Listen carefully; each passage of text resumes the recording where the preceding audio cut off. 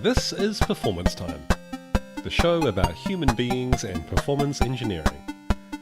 I'm Stephen Townsend.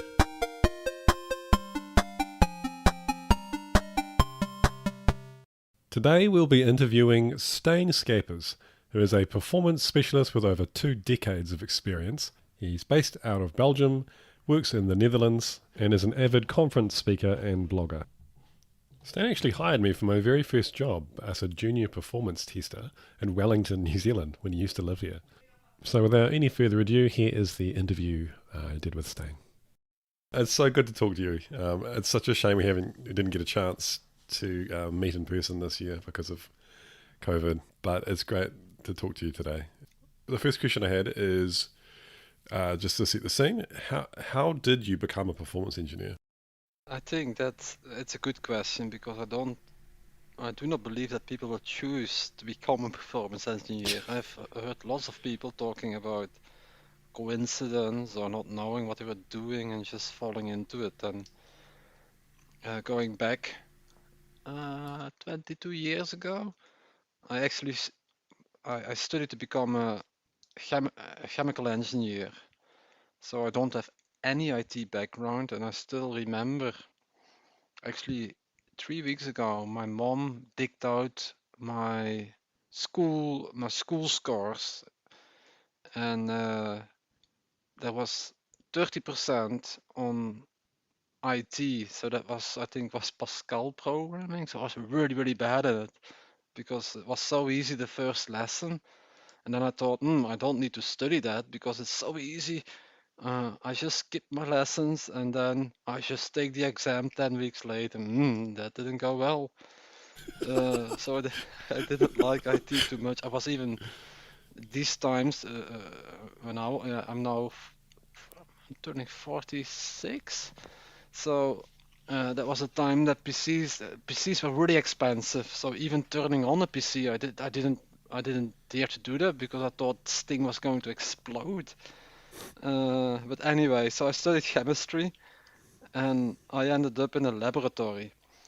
And it was so boring because I had to do the dishes all the time because that's what you do when you start being working in a laboratory. So I'm not going to do that, and so I skipped that. And there was an advertisement. That was in 1999 when the year 2000 was going to come. And that was a time that all ICT systems would explode because 1999 would become 2000. So that they needed lots of people basically. So I was fed up with my job, wanted to do something else. So I, I always loved traveling, like you know, Stephen. And that was you could take part of a boot camp of young people with a university degree going to a foreign country. And yeah, it was ICT. I didn't care about ICT. I did hear about traveling foreign country, not doing the dishes and being paid. So I said, yes, let's do that. And I did an interview and lots of tests, and then anyway, I ended up with 23 other young people, and then still remember, was it near to Brussels, and we had to go there, and we met the other people. It was like a television show, and then it was, okay, you guys are going to South Africa. It's like, oh yes. It's like, yeah. And the IT was like secondary, so we went to Cape Town, and we had a good time for 3 months, and learned about Visual Basic, SQL Server, operating systems, and I programmed for the first time and the last time in my life a three-tier program, three-tier application. And at the end, they actually nearly gave us like a paper thing with a name on it. Like you're going to be a COBOL programmer, you're going to be a Java programmer, uh, and then, and then I got my ticket and it said, "You're going to be a technical tester." I said, and there were only two of us, me and a lady called Inge. We were both technical testers. I said, that doesn't sound so good. So I ended up at a financial organization, a bank, an investment bank, as a technical tester, and the first thing I was doing was actually using LoadRunner 5 dot, I don't know which version, and that's where it all started. I didn't know, I didn't choose for it, and I didn't like it, but I'm still there. You didn't like it initially. Yeah, but you had to do something now. It was, I mean, the time in South Africa was finished, so I had to go back to normal life. But uh, yeah, I mean, it's what's a technical test? I didn't know anything. And I started the first thing I had to do was actually to set up an environment, and they were talking about things I just didn't know. It was all basic IT, and it's like, whoa. But I believe by it just, I mean, there's no better way of learning than just having someone that helps you and learning on the job. There's no training and no nothing that will actually teach you more than actually doing the job, struggling, and having someone to actually look after you. If you hadn't taken that role in South Africa and been handed load runner, then I wouldn't have got onto performance testing either, because you wouldn't have interviewed me for the role many years later. Oh, Yeah, I mean, you could make a movie out of it now. I don't think many people would watch it. You know, for sure, no one would. But anyway, it's coincidence. I think lots of people end up being performance tester. It's probably now a different word. Site it's difficult. I can't even pronounce it. But anyway, many ways that you can call a profession. But no, it's don't think many people will choose to be it. Hmm.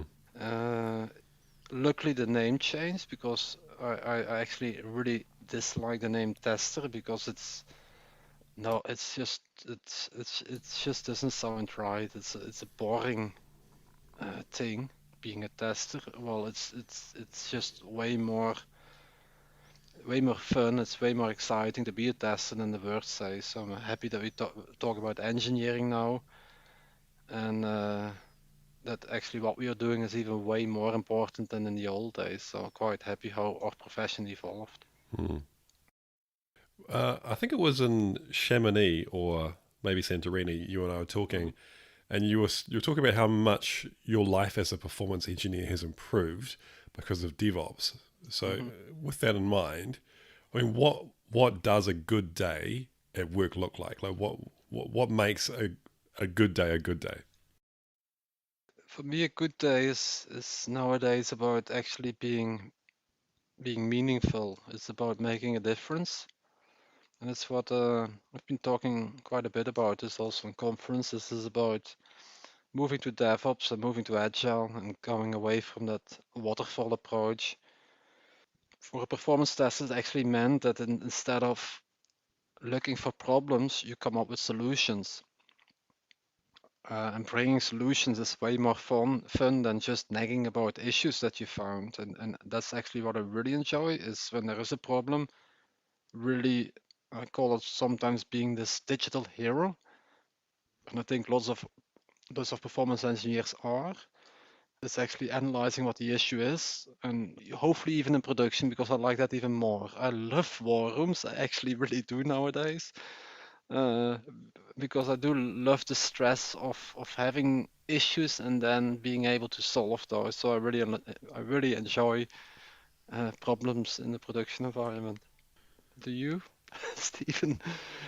I don't think we've had many production issues recently, but I probably the most enjoyable part of the job is when I found an issue before production and going in and identifying where the problem is. Especially right now in our organization, we have Mm-hmm. platform teams, so each team looks after just one system, and I'm one of the very few people who has access and understands the whole solution. So that's really valuable. The fact that I can go and get all the timings in different Mm. places and show everyone on a diagram, hey, there's 20 seconds being spent here. What's going on? You're actually hitting the nail there. It's like the same here that as a performance engineer, you're probably one of the few people that actually understands the whole chain, the from the front end to the back end to the database to other applications interacting with the main application and understanding, okay, when this happens, then you need to be careful because this could happen. And I think that's one of the biggest merits or the biggest it's what we bring as a performance engineer. We are the people that really understand most out of a system. And you're sure it's actually better to actually prevent things to happen. But I think it's my character that really loves the vibe of having something that's like a dying person and you need to save that person. And I actually do like it. I know that's not something that you do want, but I actually enjoy saving a life there. In my own, I mean, I don't know whether it's the same for you, but in my own work, there's a lot of not pressure, but almost expectation that I Mhm. will do less performance engineering and I will help developers and testers do more for themselves. And I find it really challenging to get to sort of rationalize how do I do this in a way which does the work's still going to be done right and high quality. Have Mhm. you come across that at all? Steven, that's the most easy topic of my job. So this is totally ironic. It's something that I'm facing actually now at my current job, and I have faced it before. It's with DevOps and with Agile, they speak about self-managing teams and taking responsibility about what you're coding, and that's not only about functionality, but also performance, scalability, reliability, security. And that's actually why I'm honestly looking forward at the next phase of DevOps because I really love DevOps, but I think it's ready to go to the next phase, and I will probably also help to push that in the industry because I believe there are better ways to do ICT projects. And why I'm saying this, say that I'm taking a Python course, and I'm going to do a week of Python, and I love it, and it's great, and I know how to automate stuff and how to create, how to develop using Python. But then they say to me, okay, Stan, you're going to do performance testing for the next month, and then suddenly there's one day I need to do Python again, but I haven't touched it for 3 months. So it's not going to be so good because I actually wouldn't remember too much. I don't have that hands-on experience. And that's actually why it doesn't work. Mm. That's actually why moving everything into a DevOps team just does not work. And they try to solve it with what they call the shared capability teams or the system teams. But for me, that's nearly a little bit of an excuse to put the performance engineer somewhere because it can't be spread out of all over all the DevOps teams.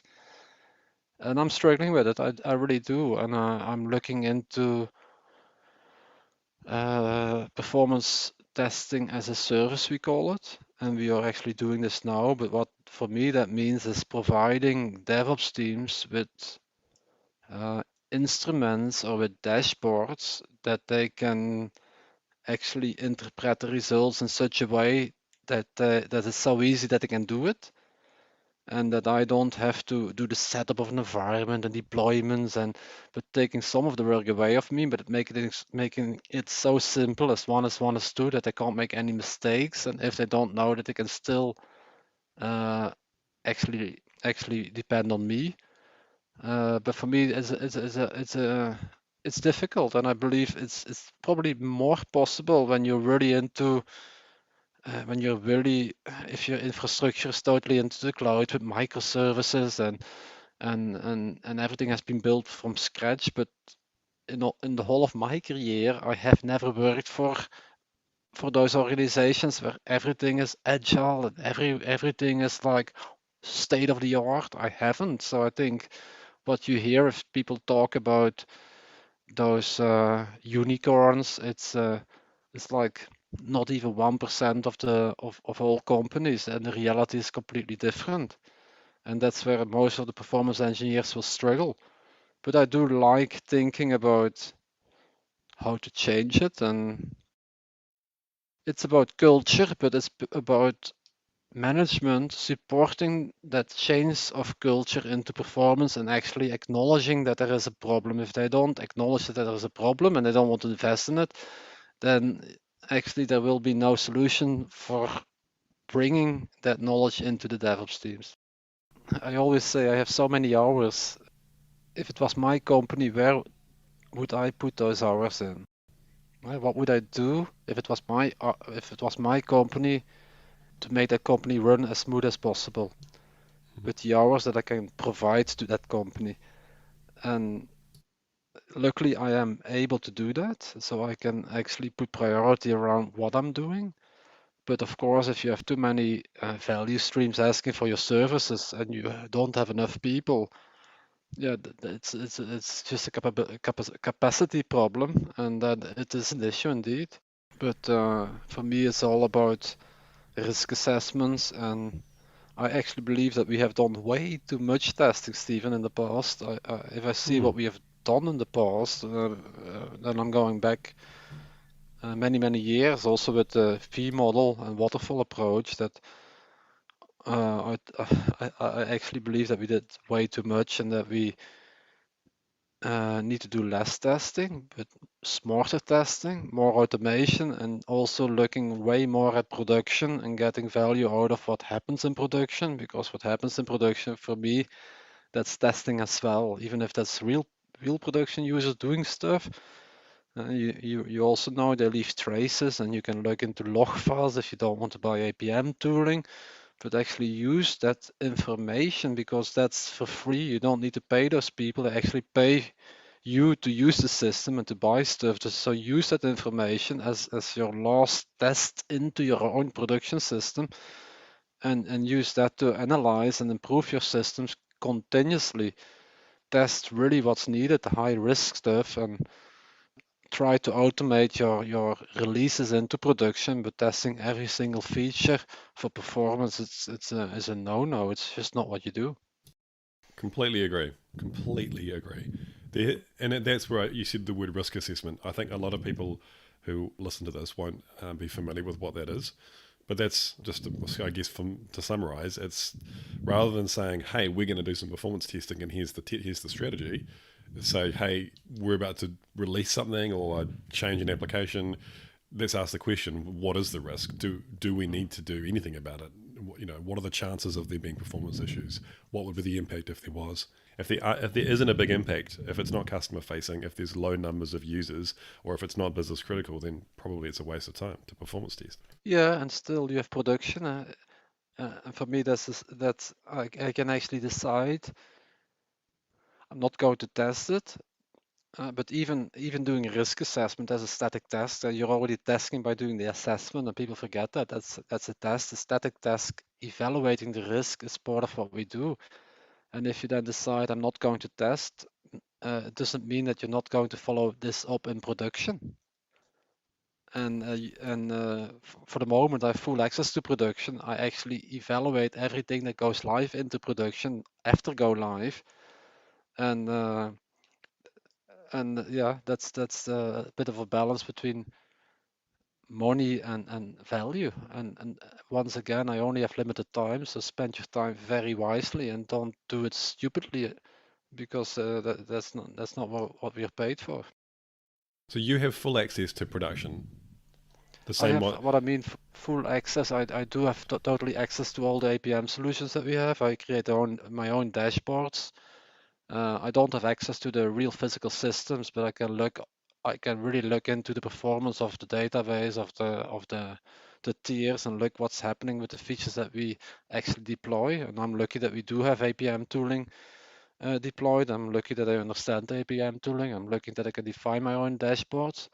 But for me, that's my final test is actually after release, looking what happens and also doing, and I know lots of people will get very scared about it, but we actually, on a daily basis, we do a regression test live in a live production system. So not in a clone or on a real live production system. Every day we do a 30 minutes peak load test. So we really push the system to the limits. And we do that daily. For me, that's that's probably the most important test that I do, because I do get, I probably have seen that, Stephen, on YouTube, people that take a picture of themselves every single day, and then you see them in 20 years. Okay, they're getting older, and you really see them evolving. And that's the same with an application. When you really take that picture every day, not in a real life, you really see the application behavior changing, and you can immediately uh, interact when it's possible, when you need to. And even APM tooling will not provide you with that, because with the load on the system, it can always change. But if you do that daily test, it's always the same test that I do. And we do that outside really busy times, when there's not much extra load on the system. So I really get that very nice picture of what's happening. And you know, the framework, we developed the framework to actually take the raw data of that test, put it into a MySQL database, and then visualize it with Tableau. And we now have probably around 500 days of raw data, and it's wonderful. It's for me, that's the most powerful way of actually analyzing your releases, but also your day-to-day performance of an application in production. And you need to be careful. But the days, if people say, "Oh, you can't test into production," I think that we're going back to the waterfall model. We need to be way more progressive and use a production system also for testing. You were talking about APM before and how you have dashboards set up in production and probably non-production environments as well. Do you, do you find that delivery teams look at the APM tooling, or is it just you, or if it's other people who actually looks at APM? Why are you asking that question, Stephen? Well, I think you know why. I have a reason. It's probably also linked to making the development teams responsible for performance, scalability, reliability as well. And it's also linked to Agile and to DevOps. In a way, what we did with moving to DevOps, if you really think about it, we actually removed operations. In the old days, you had a team of operations that were their day-to-day job was actually looking at dashboards, and they were the smart guys, didn't know anything about application, but they really knew everything about Oracle, about Tomcat or WebSphere, and they were looking at their own resources or Unix. And with DevOps, in a way, that has changed quite a bit. And it's a good question, because I do struggle there as well. Because what's the point of creating dashboards if no one looks at them? And that's also linked to that culture change. That why would you create a dashboard that's really useful if no one really looks at it? Why would you create health rules, or why would you create triggers if people don't look at the triggers or the WhatsApp messages or the emails that you send out? So that's a valid question, and that's totally linked to culture. Yeah, it's complex. I totally agree. I was going to say, I mean, say you have a team and Hmm. currently the delivery team is not looking at production at all. But there is APM there and Hmm. dashboards. How do you how do you change that? How do you convince them, hey, this is a valuable thing to do? Or is it the job of the performance engineer to do that, or should it be upper management or leadership? It's both. To start with, it's good that the performance engineers that they know about APM, that they actually understand what an app dynamics, Dynatrace, whatever it's doing, and that they actually are becoming a specialist in APM tooling. And I think 2, 3, 4, 5 years ago, you had APM consultants that were only doing Dynatrace, App Dynamics, or whatever. I think that this really belongs to a performance engineer. That's one of the tasks that we do need to master. But then the next step would actually convince other teams to use those dashboards and understand those. And then the next phase would actually them to define what they want to see from those dashboards. And once again, all to do with the culture change. And one of the things that we are looking at is really looking at the basics, at the processes. There need to be processes in place that are being pushed by management. And that's that you hear that everywhere. If management is not aware of the problems, then nothing will happen because then there is not a problem. But if say that I do think that performance is really important, that the DevOps teams really need to do that, and they actually invest in training, in time, in budget for those DevOps teams to actually understand performance, I think that's the way to go. And then from a process point of view, make it happen as well, because it's easy to say that suddenly those DevOps teams need to take care of operations as well, while they're only on the job from 8 till 5 or whatever. So who's going to look after performance after business hours? Because it still remains into the. So I think we have a long way to go, and maybe, like I said before, I really believe that DevOps and going into scaled agile or whatever delivery model you're using, it's time for something new. Because some things for me just don't work, and lots of things do work way better. But for me, it's now time to move on, learn from what didn't work, and specifically around performance, security, all the things that are specialized, and take whatever didn't work and move it into a next phase. I'm really keen to see what that next thing looks You like. need you need to help me with the next phase because I have ideas, and I think we as senior performance engineers we all need to push for the next phase because we are suffering from what's happening now. Um, okay, so when I talked to Ben Rowan, he said that his Mhm. style of performance engineering was scientific and collaborative. When I did a podcast on what kind of performance engineer are you, I assessed myself as a consultant and a deep diver. What's what's your style of performance engineering? Whoa, that's a deep question. I probably am a little bit of a motivator. I really like making people aware of the importance of performance. I'm innovator in a way that I like to do things differently. In some of the talks that I gave, I said I stopped Googling for a solution. I make the solution because I believe really that we need to go to something new.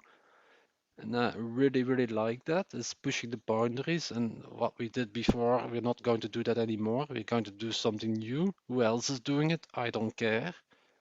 And being goal oriented, I call it. The reason that I do performance testing is not because I want to have a complex, technical, completely automated, CI/CD aware solution. Now, the reason that I'm doing this is that I want to provide a good customer experience to people using the application. And if it's integrated with a CI/CD pipeline, if it's completely automated, if it's complex, if it's expensive, I actually don't care. If it takes me 2 minutes to provide that to the customer, and if it's manually, then it will be manually and it will be 2 minutes because it's goal oriented. I always take into account why am I doing this? I think that's really important. Sometimes we lose a little bit track about what are we actually doing. Completely agree. It's so easy to get caught up in the cool, fun, technical stuff and forget, hey, actually, the whole reason we're doing this is because of pretty much always something to do with customer experience, profitability, Hmm. brand reputation, and I guess in extreme cases, human well-being. As if you're like working on a medical application or aeronautics application or something. What do you wish that performance engineers around the world would do more of? Two things. One, no, three things probably. What I don't like about some of the people is using bad examples as a reason why performance engineering is needed. I do see on LinkedIn quite a few people advertising or making publicity about one company that completely screws up and fails, and that's the reason why we need performance engineering. I think there are way more better reasons why performance engineering is required, and that are the good examples. I don't. I also think that we need to stop pretending that we know everything because it's impossible. Some people, luckily it's less, but there are some people that promote performance engineering as people that know everything, and that's not the case, and that never will be. So really know what your strengths are and what you're able to do, and don't don't be worried about the things that you can't do, because you cannot master everything as a performance engineer. Totally impossible. Also, if you have that as an objective, forget about it because it's not possible, and just focus on your strengths. And the other thing that we really need to do more is what I said before: use production and really look at performance in a holistic approach. And what holistic means is that if you have features going into production, they go into design development, they go into a release, and then they go live. So there are different ways to test aspects of a feature, and it's the total sum of risk mitigations that you need to look at, and that's the holistic approach, and that goes indeed from development into test into production. And as a performance engineer, we are not focused on one little item. We are not doing that integration test and that's it. We should really look at the whole flow, and uh, and I think that we really should look at that, and really master the whole flow of an application and features, and not being just focused on testing. You kind of already answered it, but the flip side to that question is there anything that you think performance engineers need to stop doing? Um, yeah, uh, I, c- I don't know if it's, yeah, why not? I'm just saying it. I call it, we should all stop doing McDonald's testing. It's what I've been using quite a while, and I've been doing that in the past as well. It's the it's typically you get an assignment for 3 4 weeks. You go to a client, you use a tool, you script something, you run a load test, and you actually probably email a report that actually comes out of a tool. And I've been doing that in the past because I just didn't know better, and it was really stressful. But if I look at the benefits that that kind of testing provides to a customer, it's extremely limited, and it actually pollutes the the benefits of a performance tester or an engineer. It's actually a waste. It actually drags our profession completely down because it doesn't add any value. And it could be that something goes live and nothing happens, but that's sometimes it's really good luck, because in 4 weeks, if you have a complex application, you cannot do anything in 4 weeks. And I really hope that if people listen to that and you own your company, and there is a company that provides a service for 4 weeks to actually prove that the performance of something completely new will be completely going well, I think that's totally bollocks, and I hope that we all stop doing that. And it's true, like you don't know better until you've seen better. With the last NEOT's performance advisory council, I talked about that as well. It's scary, yeah, that in the first years that we are into the profession, we sometimes think that we know it all, and it's only by sometimes also by coincidence, by changing jobs and seeing how other people are doing it, that you actually realize that what you were doing was maybe not perfectly okay. It's really cool, Stephen. I really studied about Oracle architecture, and it's the first time that and it's also thanks to the NEOT spec, because I wanted to do something completely different. I said, I'm going to talk about Oracle that I know. God, how difficult is Oracle, but how wonderful is Oracle. And the things that I do know now about an Oracle instance, an Oracle database, it actually, I'm doing this for 20 odd years. I actually would do, with the knowledge that I built up over the last few months or few weeks, because there were nights studying, I would do things differently even a year ago. And I think that's the strength, and also what we need to be doing is, as a performance engineer, we really need to continuously learn, and we need to, and that's what I enjoy as well. If there is a problem, uh, we say we need to work as a team, but for me, it's actually working as a team, and hopefully you have someone that helps you, but also they will be your teacher of what you can do the next time yourself. And I really like that. And yeah, Oracle is wonderful. If you talk about observability, Stephen, it's all about observability. If you see what you can do with Oracle and what you can do for many years is all about observability. There are so many, they call it the performance views in Oracle, that you can actually query to get information about performance. That I probably might turn myself into an Oracle specialist and just skip the whole performance engineering part because I really loved it. You inspired me in my career. You got me on the path of performance engineering in the first place, but also just working with you, that's when I immediately thought, wow, this is really cool stuff. I want to work in this field. And other people who inspired me, Neil Davies, I learned, a lot of the really hardcore stuff around diagnosing issues. I learned from him. Richard Leake, I've been inspired by him as well, and just his whole approach to performance. Who are the people in your career who have inspired you or you've taken influence from? Yeah, it's a good question because I still remember when I changed jobs and I was introduced to Richard Leake that in my interview someone asked me, "Oh, you do want to work with Richard Leake?" And I said, "Who is Richard Leake?" Because I didn't have those people. I just didn't know. But the people that I did know were James Pooley, Wilson Marr, and I did hear about the Whopper conference, and I thought, wow, those people are really clever. Also, Andreas Grabner, because I was getting into Dynatrace and looking at all the YouTube stuff that they are publishing, and they're doing a good job there. And I said, wow, he's cool as well.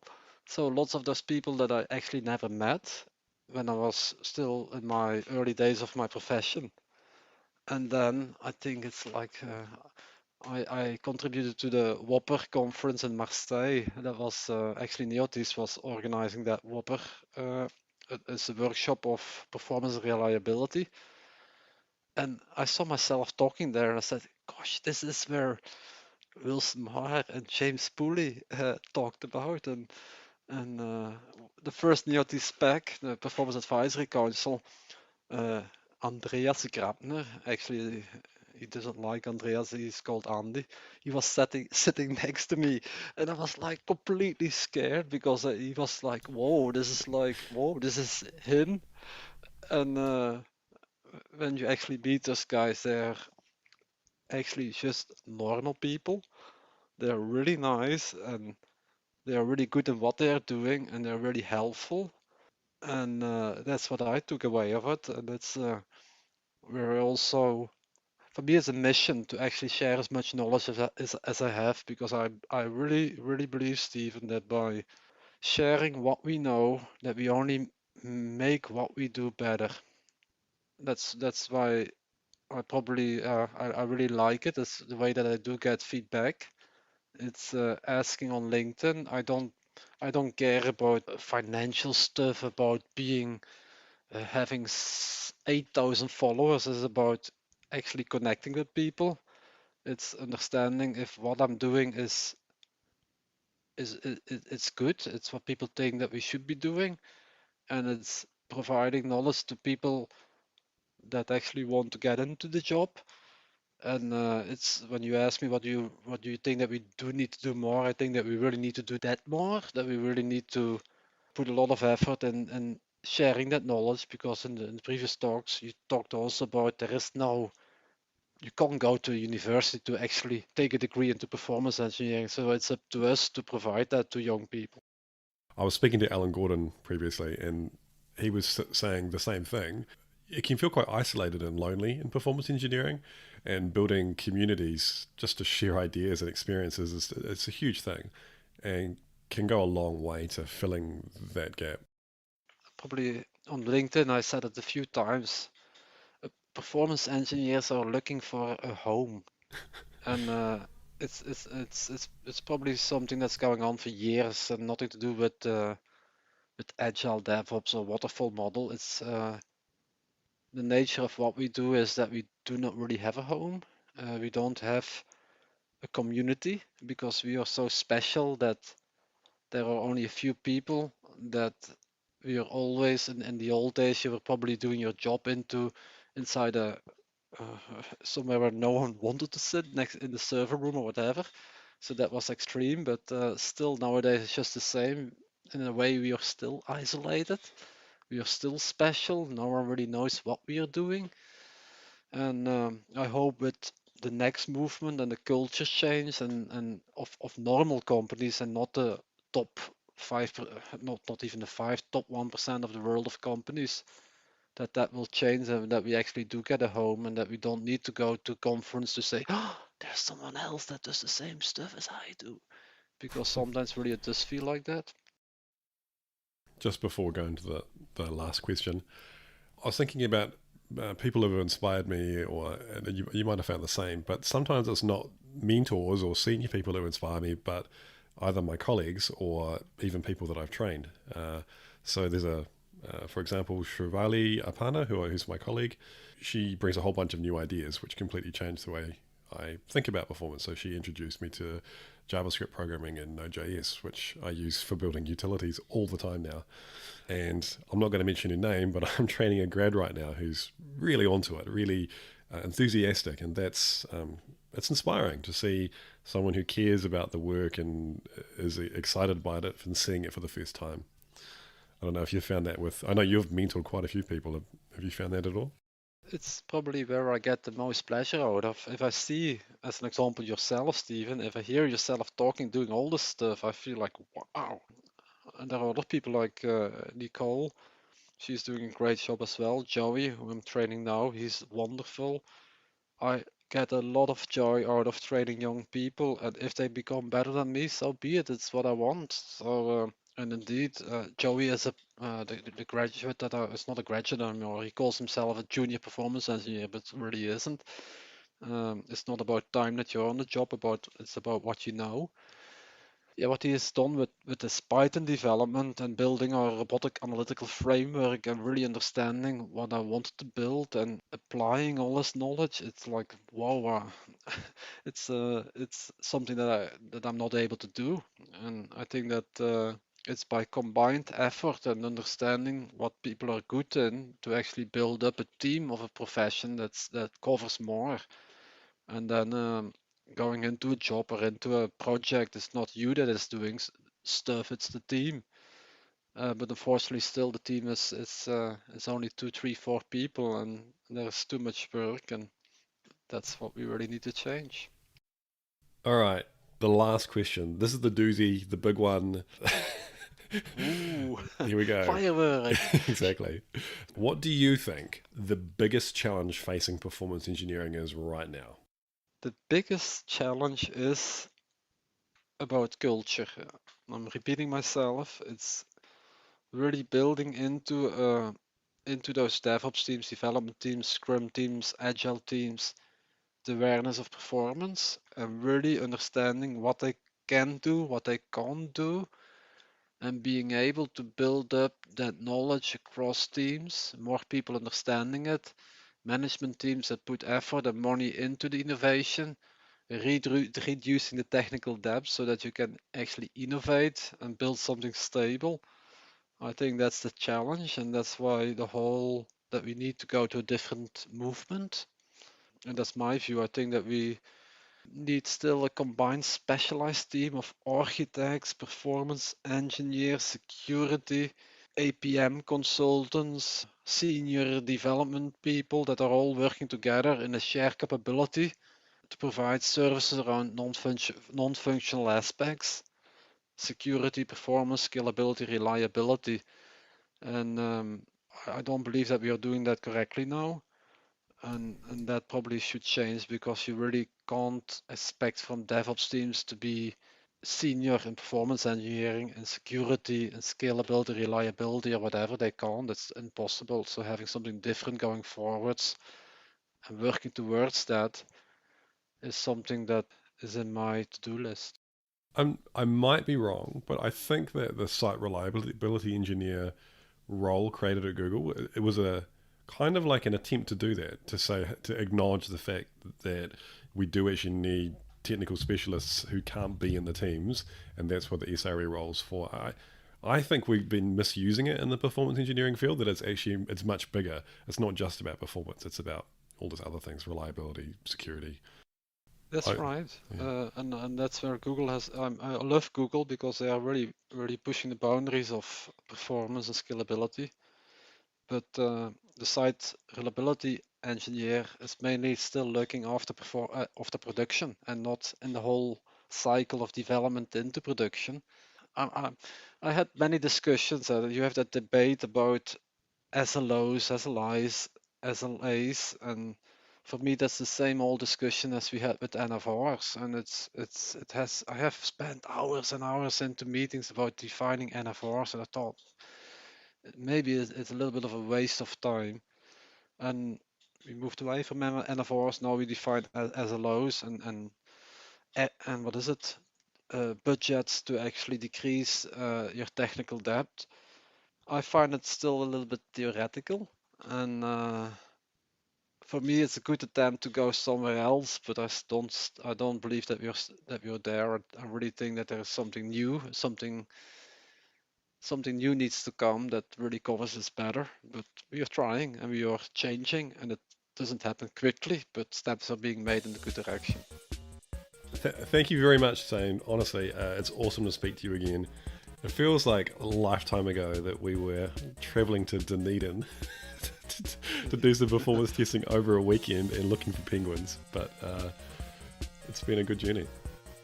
Yeah, I do miss those penguins as well. I really like those. But thanks, Stephen. I'm always there if you need questions to ask, if you need help, or you just want to have a talk. Specifically in Corona being completely locked down, this is totally joy. This is my social life. So thank you for being a part of my social life nowadays. Thanks again, Stijn, for sharing your story. And thanks to all of you for tuning in once again. And as always, this is performance time.